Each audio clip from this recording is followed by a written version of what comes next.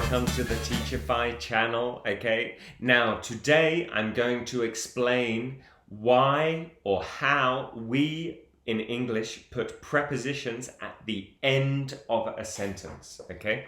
Now, it's a little complicated, but I will try to make it simple.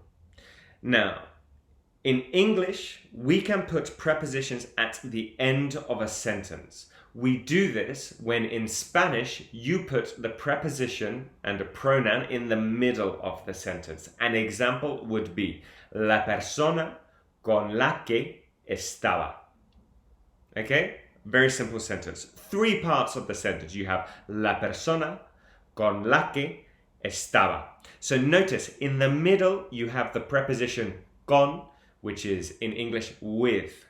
Now, notice the structure in English. So in Spanish, la persona con la que estaba. In English, the person I was with. So you will notice that we simply take the preposition and eliminate those pronouns and the word que in the middle, and we put it at the end of the sentence. La persona con la que estaba, the person I was with. Now, we can also do this for questions, okay? So, for example, ¿con quién estabas? Now, in Spanish, okay, you put the preposition always at the beginning of the sentence. In English, we put that preposition at the end. For example, ¿con quién estabas? Who were you with?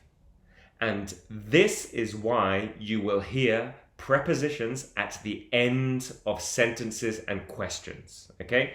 Now, if you want exercises or you want help, if you just Google stranded prepositions, there is a lot of information, okay? Thank you very much, and I will see you soon. Thank you very much.